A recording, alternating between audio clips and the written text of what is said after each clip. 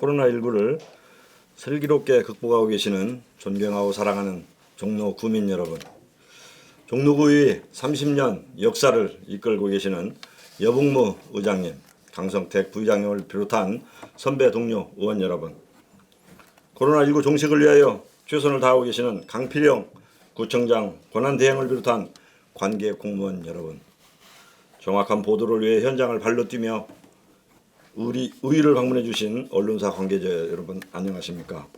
평창동, 가해동, 삼청동, 부암동 지역구 정재호 의원입니다. 벌써 한 해가 저물어갑니다. 본 의원이 누차 말씀드리고 강조합니다만 지금이 우리 지역의 경제의 골든타임이라고 할 수 있겠습니다.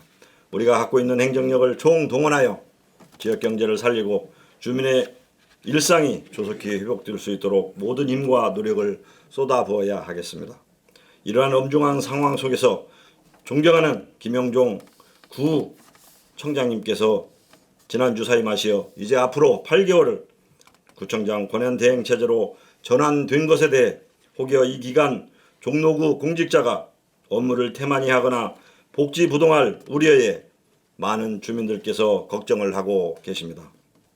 이에 대해 존경하는 여북무 의장님을 비롯하여 우리 의회 11명의 의원 모두는 종로구청에 대한 감시 기능을 더욱 강화할 것입니다만 집행부 공무원 여러분들께서도 강필영 구청장 권한 대행을 중심으로 똘똘 뭉쳐 구정 수행에 한치의 소홀함이 없도록 해야 함을 당부드리면서 구정 질문을 시작하도록 하겠습니다.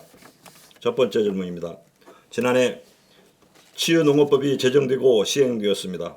치유농업이란 농업 소재와 자원을 활용하여 정신적, 육체적인 건강을 회복하는 농업 활동을 말합니다. 이러한 치유농업이 치매를 비롯하여 질병 예방과 치료에 효과가 있다는 연구 결과가 발표되고 있고 도시민에게는 건강과 정신적 안정을 얻도록 도움을 준다고 합니다. 일반적인 농업과는 큰 차이점은 농사 자체가 목적이 아니라 건강의 회복을 위한 수단으로 농업을 활용한다는 것입니다. 이러한 치유농업은 인간의 공격성, 부정적 정서, 노인 우울증을 감소시키고 정서 지능과 자아 존중감을 향상시킨다고 합니다. 이제는 우리 구가 그동안 추진하였던 도시농업 정책도 전환되어야 한다고 생각합니다. 단순하게 텃밭이나 옥상, 짜투리 땅을 활용한 식물이나 작물을 심고 가꾸는 것을 떠나서 지역 주민의 정신적, 육체적 건강에 도움을 줄 수 있는 프로그램을 개발, 운영하여 코로나19와 도시의 삶에 상처 입고 찌든 정서와 마음을 치유하고 마음 건강을 지킬 수 있는 치유 농업을 곁들였으면 합니다. 우리 구는 도심 지역임에도 경작이 가능한 토지가 있기 때문에 치유 농업을 할 수 있는 공간을 어렵지 않게 확보할 수 있습니다. 그간 추진하였던 도시농업 사업을 한 단계 끌어올려 치유 농업으로 전환한 정책과 사업 추진이 필요하다고 보는데 집행부의 생각은 어떠하십니까? 두 번째 질문입니다. 지금 우리 구 지역은 GTX-A 제509 지역으로 구간 본선과 대피터널 공사로 많은 주민의 피해가 발생하고 있습니다. 세금정 교차로 인근의 GTX 대피소 공사만 해도 인근 지역의 소음과 진동, 분진 피해가 있었고 터널 구간 발파 공사로 인근 지역 주택에 균열이 발생하고 진동이 울리며 천장이 부서지고 누수가 일어나는 일도 발생한 것입니다. 이에 대해 본 의원이 주도하여 발파 작업을 하루 4차례에서 2차례, 3차례로 줄이도록 하였으나 GTX 공사로 인한 주민의 불편과 피해는 계속되고 있는 실정입니다. 이 사업 시공사는 발파 공사가 끝나야 피해 조사를 들어간다고 하는데 공사 여파로 주택이 무너지고 인명피해까지 발생한 뒤에 조사하고 대책을 마련한들 무슨 소용이 있겠습니까? 지금 부암동 일대만 공사 영향을 받은 곳이 300여 가구에 이른다고 합니다. 종로구 차원의 주민 피해나 보상 대책이 마련되어야 한다고 하는데 집행부에서는 어떠한 대책이 있는지 답변해 주시기 바랍니다. 세 번째 질문입니다. 본 의원이 지난 임기 동안 이 자리에서 질문하였던 주요 사업과 정책에 대한 사항을 점검하도록 하겠습니다. 첫 번째로 부암동 주민센터 건립 질문입니다. 부암동 청사 건립을 위해 다른 부지를 찾다가 결국 주민 반대와 입지 여건이 맞지 않아 다시 현 부암동 청사를 리모델링하는 것으로 결정되었습니다. 그러나 리모델링 비용이 신축보다 더 많은 비용이 들 수 있기 때문에 현 청사 부지에 대한 측량과 실시 설계까지 하며 찾아낸 약 40평의 부지 등을 활용하여 적절성 검토와 기술 검사를 하여 현 청사 부지에 신축해야 한다고 보는데 우리 구청장 권한대행 생각은 어떠하십니까? 본 의원이 집행부가 부암동 청사 건립 의지가 있는지 의심스럽습니다. 올해 80억, 내년도 87억, 2023년까지 40억을 추가로 확보하여 그해 준공을 목표로 재정계획을 수립하였으면서도 내년 예산안 설명서를 보니 중기 재정계획에 아예 빠져 있습니다.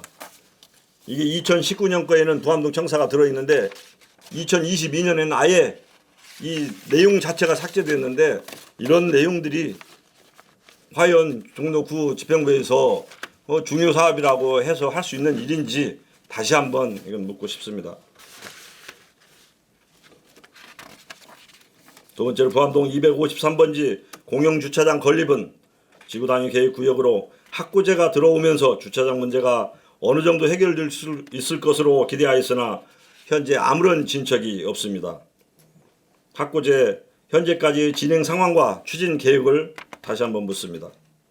다음으로 약 2년 전에 일제강점기 독립선언서의 세계문화유산 등재 추진을 건의하였습니다만 그간 추진 실적이 무엇이었는지 말씀해 주시기 바랍니다.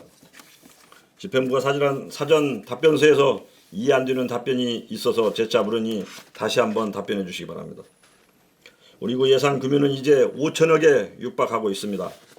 그러나 민간 보조사업 단체별 보조금은 수십 년간 그대로이거나 감소하고 있다고 본 의원이 지적한 바 있습니다.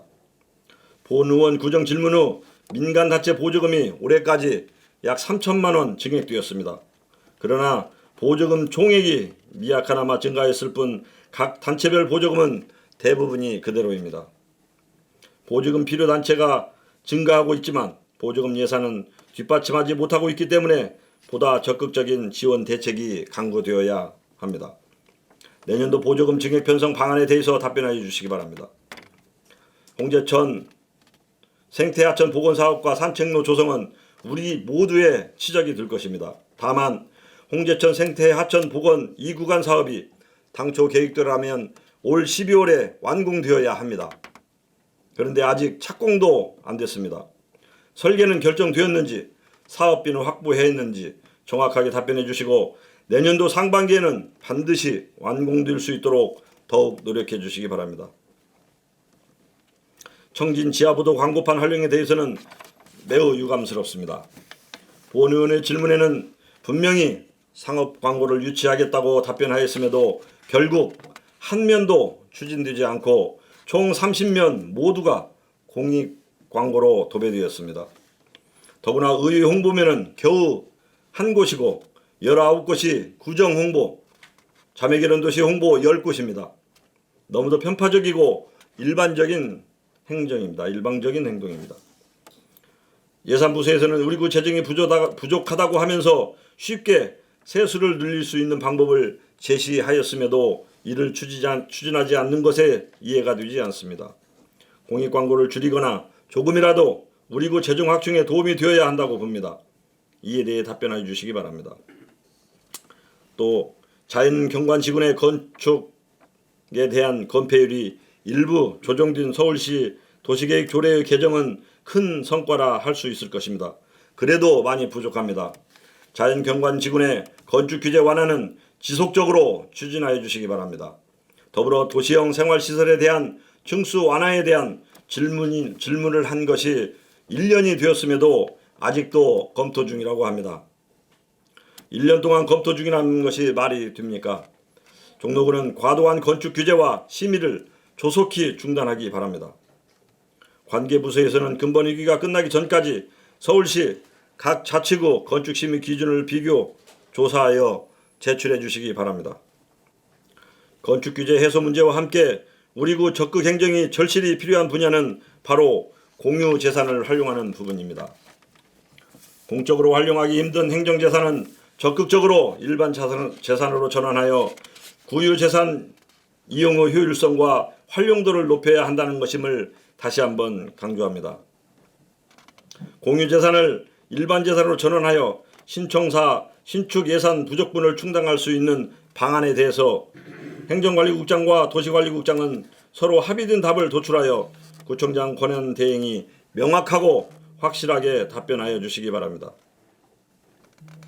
그리고 우리 구 미래를 위한 종로구 인구 감소세 완화 대책에 대한 질문입니다. 지난 6월 본 질문에 대하여 집행부에서는 몇 가지 추진사항을 제시하였습니다. 이러한 사업만으로 과연 타 지방보다 인구 감소율이 큰 부분을 상쇄할 수 있을지, 당면한 우리 구 인구 위기를 극복할 수 있을지, 과연 우리 구 거주 인구 증가는커녕 인구 감소를 완화시킬 의지는 갖고 있는지 의문이 듭니다. 우리 구 인구 정책은 우리 구정 목표의 그 어떤 정책보다도 최우선이라고 아까도 시정연설에서도 말씀이 있었습니다. 정말로 획기적이고 창조적인 발상과 정책이 제시되어야 합니다. 다른 지방을 비교해서 그렇습니다만 우리나라 출산율은 작년 기준 0.84명으로 3년 연속 0명대를 기록해 인구 절벽 우려가 현실화되고 있는 가운데 영광구는 기초 지방자치단체 중 유일하게 인구 유지 수준인 2.1명을 넘어서는 출생률을 기록하고 있습니다. 출생률 2.54명으로 독보적인 1위입니다. 영광군도 몇 년 전만 해도 인구가 줄어들었다고 합니다. 그러나 2017년부터 인구 대책을 수립하고 각 부서별로 흩어져 있던 관련 팀을 모두 한 곳에 모아 인구 일자리 정책실을 신설, 지역 특성을 고려한 맞춤형 정책을 펴고 있는데 이제는 출산화 수가 오히려 증가하고 있습니다. 결혼 시에도 500만 원을 지급하고 출산 장려금을 대폭 올려 첫째 아이를 출산할 때부터 500만 원을 지급하는 등 다자녀 가구의 경우 최대 3,500만 원까지 지원한다고 합니다. 단 일시불이 아닌 연차적으로 지급하여 그 지역에 지속적으로 거주하도록 합니다. 우리 구도 인구 정책 관련 조직 체제를 정비하고 파격적이고 획기적인 시책을 만들어내야 합니다. 결혼부터 출산, 육아까지 시기별로 맞춤형 서비스를 제공하여 결혼해서 아이를 낳고 키우는데 어려움이 없도록 주거 환경을 개선하여 살고 싶은 종로, 돌아오고 싶은 종로가 될 수 있도록 젊은 계층이 선호하는 공동주택 건설과 주택 확충을 위한 건축 규제가 완화되도록 우리 구 인구 감소폭 축소를 위한 대대적이고 종합적인 특단의 중장기 계획을 수립해야 하겠습니다. 강필영 구청장 권한 대행은 인구 감소 대책과 관련한 내년도 예산은 얼마를 편성하였는지 밝혀주시고 우리 구 중기적인 인구 대책은 무엇인지 소상하게 답변해 주시기 바랍니다. 3년 전에 질문하였던 관내 전통시장 화재보험 가입 지원에 대해 올해서야 약 43개 점포의 공제료 납입 금액의 60%를 지원하고 있다고 합니다. 이제라도 본 사업이 추진된 것은 다행입니다. 이 사업이 지속적으로 이루어지고 또한 지원 금액도 상향 조정될 수 있도록 더욱 노력해 주시기 바랍니다. 끝으로 중소기업 육성기금 융자 확대 사업과 종로사랑 상품권 사업, 코로나19 위기 극복 4대 입법, 임대료 감면 등 코로나19에 대응한 본의원의 건의와 질문에 긍정적으로 호응하여 협조해 주신 김영종 전 구청장님과 관계 공무원 여러분께 이 자리를 빌어 깊은 감사를 드립니다. 지역 주민과 관내 소상공인의 아픔을 보듬어 줄 수 있는 기금 운용 정책과 각종 시책 사업이 코로나19가 완전히 종식될 때까지 세심하게 추진하여 주시기 바랍니다. 거듭되는 일상은 습관이 되고 그것에 우리는 무의식적으로 움직이게 합니다. 이러한 삶은 전혀 미래지향적이지 않습니다. 김영종 전 구청장님 재임 중에 우리 구는 대한민국 도시대상 등 대통령상 사관왕을 달성하는 등 이루 말할 수 없는 수상과 실적을 남겼습니다. 이러한 실적과 성과가 계속될 수 있도록 종로 구민의 삶의 질로 이어질 수 있도록 이제는 새로운 의지와 마음가짐으로 변화를 모색하고 목표와 정책을 창조해 내야 합니다. 2022년을 앞둔 지금이 바로 그것을 해야 할 때입니다. 이상으로 질문을 마치겠습니다. 장시간 경청해 주신 여러분 감사합니다.